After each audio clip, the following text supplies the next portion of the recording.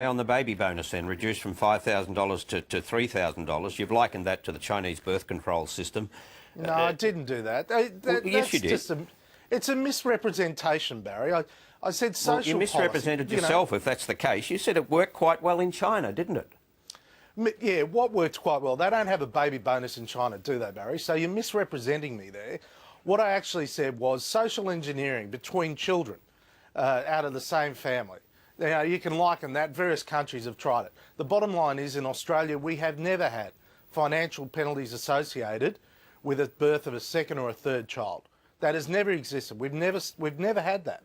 And what's a financial penalty? They're getting a bonus of $3,000, and you say that's penalising them. How is it a penalty to give somebody $3,000? It's a reduced payment that's for not a penalty. second or third child. That's not a penalty. Oh, okay. So no, okay. Well, on your assessment, then they're not worse off. So no, I'm not saying they're not worse off. As a first child, they're better off than they would be if they didn't get the $3,000 bonus. You call it a penalty. Well, of course they are.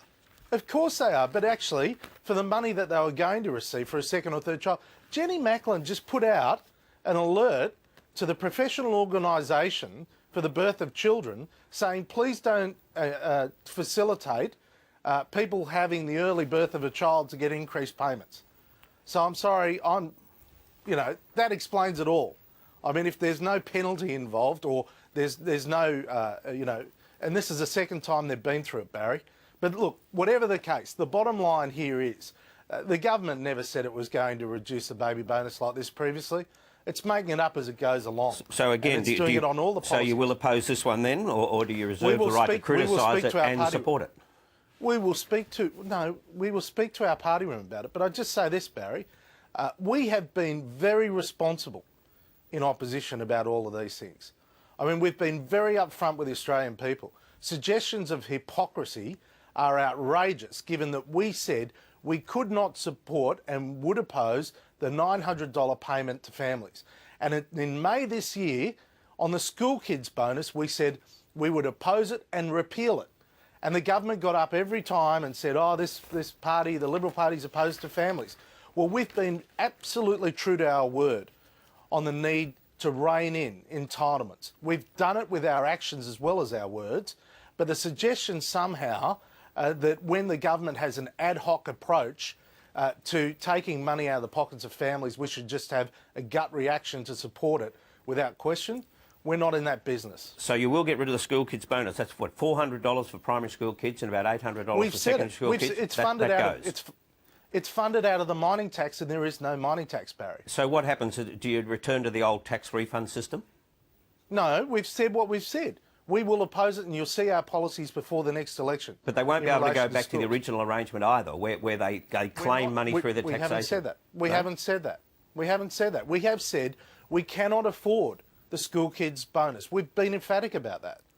Yes, and I would hope everyone listens when we say that we cannot support an initiative and we will repeal it. Yeah, sure. If we get into government. I just want to be clear on this, though, because the school fund, the kids bonus replaced a previous system where you could make claims, keep receipts and make claims back through the taxation system. What I'm asking is whether that goes as well. Well, that has gone already. It's gone already, and we will go to the next election. Yes. Yeah. And of course, there are other things that have been funded by the mining tax that we've opposed. You see, Barry, we actually believe in principles. We believe in consistency. So, for example, when the GST package was introduced by the Howard government, because you went back to it, when it was introduced, Labor opposed the GST but supported the tax cuts funded by the GST. In our case, we said we cannot support tax cuts funded by the mining tax or payments supported by the mining tax because we do not support the mining tax.